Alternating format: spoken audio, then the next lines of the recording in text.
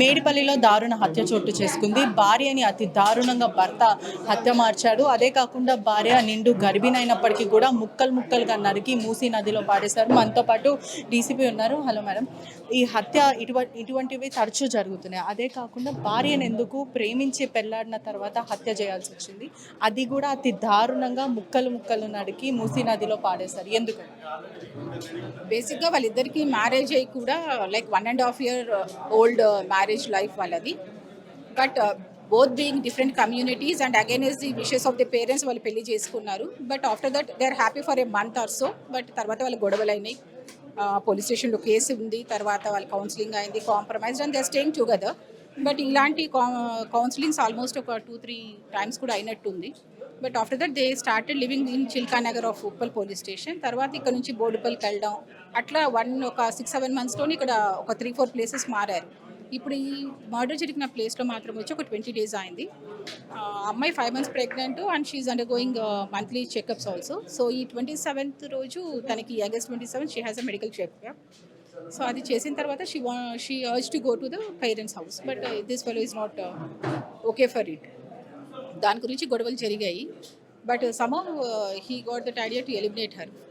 So అది నిన్న evening around 4-5కి బయటికి వెళ్ళిన వాడు ఇంటికి వచ్చేసి ఆ అమ్మాయిని కొట్టి స్మాదరింగ్ స్ట్రాంగులేషన్ చేసిన తర్వాత when she unconscious he started chopping off the head and hands and legs. చంపాల్సి వచ్చింది? గొంతు నిండి చంపాడా లేదా పొడిచాడా? See, as of now, he is confessing that he strangulated her and he chopped off, but it has to be corroborated with a PME report. ఎందుకు చంపాల్సి వచ్చింది? ప్రేమించి పెళ్ళాడు, క్షణిక ఆవేశంలో చంపాడా, లేకపోతే భార్య మీద అనుమానంతోనా, లేకపోతే అక్రమ సంబంధంతో దేనికి చంపాల్సి వచ్చింది? We have to see it, and ఇప్పుడు వరకు అయితే these are all the facts, but still the case is under investigation. We will thoroughly investigate what all the things what you are telling me. So they will be thoroughly investigated.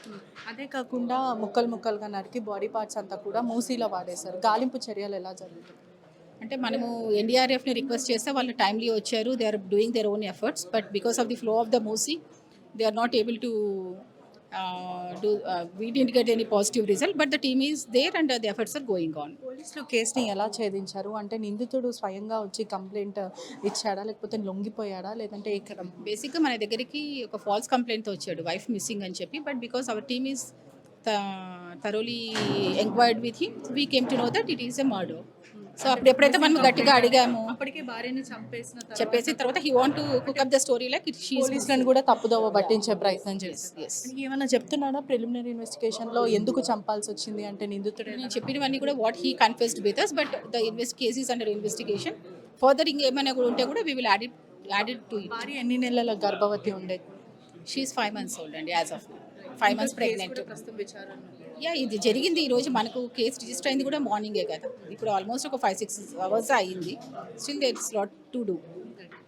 పోలీసులు చెప్పే ప్రకారం కూడా నిండు గర్భిణి, అంటే దాదాపు 5 నెలల గర్భిణి కూడా అతి దారుణంగా హత్య చేశాడు. ఒకవైపు తనకున్న అనుమానంతోనే చంపారంటూ కూడా స్థానికులు చెప్పుకుంటూ వస్తున్నారు. అనుమానంతోనే హత్య చేశాడా, లేకపోతే ఎప్పుడు కూడా క్షణిక ఆవేశంలో ఎప్పుడు తరచు గొడవ పడేవాళ్ళు వీళ్ళు, ఈ క్రమంలో హత్య చేయాల్సి వచ్చిందా, దేనికి అంటూ కూడా అనేక అనుమానాలు కూడా ప్రస్తుతం తెరపైకి వస్తున్నాయి. నిజంగా భార్యని ప్రేమించి పెళ్ళాడి అతి దారుణంగా హత్య చేసిన తర్వాత కూడా బాడీ అంతా కూడా మాయం చేయాలనుకున్నాడంటే ఎంత క్రూయాలిటీ, ఎంత క్రిమినల్ మైండ్ కూడా మనం ఆలోచించవచ్చు. ఇటీవల కాలంలో అంటే మీర్పేటలో కూడా ఇటువంటి ఘటన చోటు చేసుకుంది. మీర్పేటని కూడా ఇన్స్పిరేషన్గా తీసుకొని చంపుంటాడంటూ కూడా అనేక అనుమానాలు వ్యక్తమవుతున్నాయి. ప్రస్తుతం పోలీసులు కూడా కేసు నమోదు చేసుకొని నిందితుని కూడా జ్యుడిషియరీ రిమాండ్కి అయితే తరలిస్తున్నారు. అదే కాకుండా స్వాతి కుటుంబ సభ్యులు కూడా ఎప్పుడు వీళ్ళిద్దరు కూడా తరచూ గొడవ పడేవాళ్ళు.